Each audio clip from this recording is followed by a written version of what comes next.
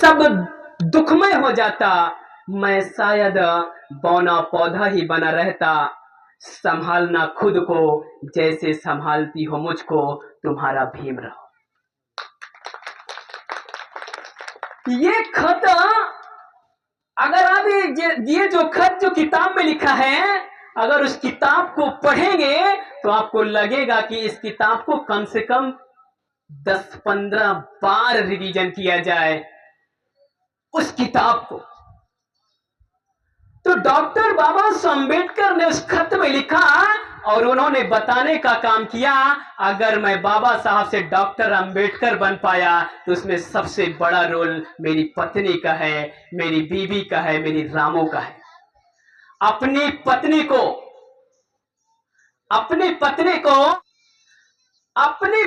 को जिस मेडिसिन को डॉक्टर बाबा साहब अम्बेडकर बना रहे थे, देखने नहीं जाते थे। इतना समय नहीं था डॉक्टर बाबा साहब अम्बेडकर के पास, इतना नहीं समय था कि डॉक्टर बाबा साहब अम्बेडकर उसे, ये जैसे विद्यालय का बरामदा बना हुआ है, ऐसे बरामदे से अपने ऑफिस में चले जाते थे, अपने पत्नी को देखने भी नहीं जाते थे।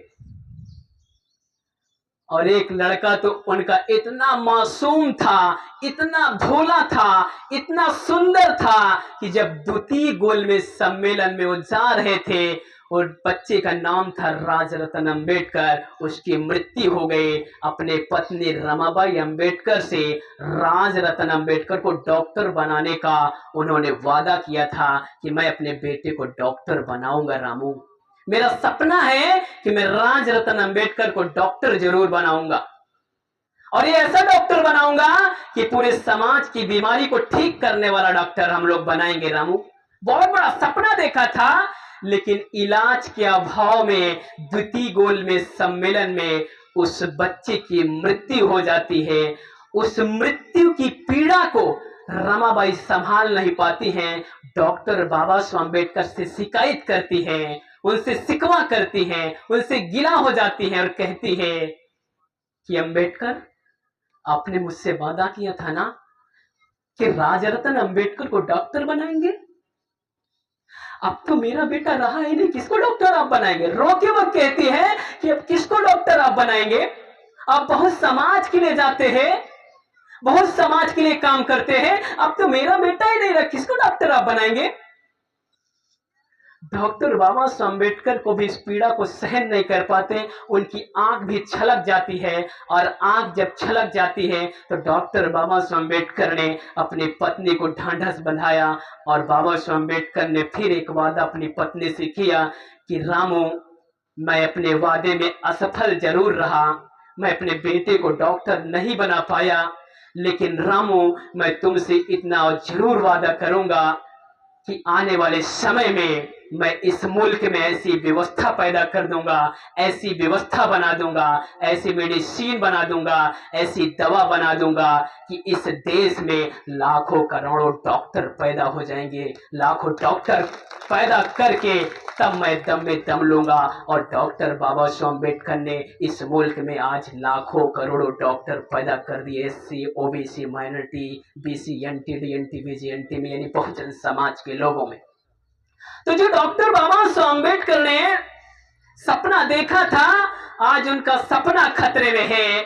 अगर उस खतरे से हम लोग निकलना चाहते हैं, उनके सपनों को साकार करना चाहते हैं, तो अंबेडकर जयंती मनाने के साथ साथ एक काम बहुत जरूर करना पड़ेगा। वो काम है कि दिन के 24 घंटे होते हैं, हर 2 घंटे अपने निजी, हर 22 घंटे अपने निजी जिंदगी के लिए आप लगा दीजिए, लेकिन 2 घंटे बहुजन समाज में अपना जरूर समय दीजिए। बैठिए, लोगों से चर्चा कीजिए कि इस मुल्क के हालात ऐसे हैं, ऐसी ऐसी पत्रिकाएं छप रही हैं, और उस पत्रिकाओं में निकल रहा है कि भारत में जो 2024 में बच्चे पैदा होंगे वो नौकर और गुलाम पैदा होने वाले हैं। अगर ये पत्रिकाएं छाप रही है और वो देख भी रहा है कि भारत पे कितना कर्जा है, बड़े भाई अभी इस बात को बताएंगे भी, जो बच्चा पेट में पल रहा है वो भी कर्ज से लदा पड़ा हुआ है, उसका जन्म नहीं हुआ लेकिन उसके ऊपर कर्ज है। ऐसे हैं इस देश के हालात,